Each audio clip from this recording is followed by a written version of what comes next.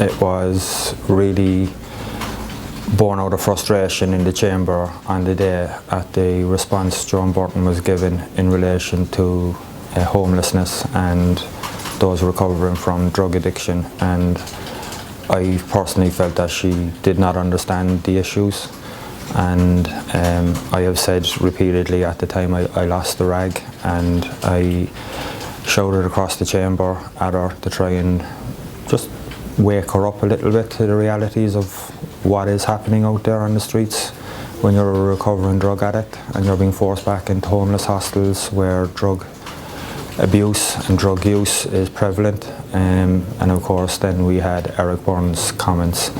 My brother didn't know I was going to mention it on the day, and I rang him that evening and told him what had happened. He was obviously very understanding, but it was a very challenging time for himself. So you hadn't planned to bring him up, it just came out? It just came out of frustration. But I spoke to him that evening because I kind of guessed there would be a bit of media interest in the story given what had transpired that afternoon, but he was very understanding in relation to it.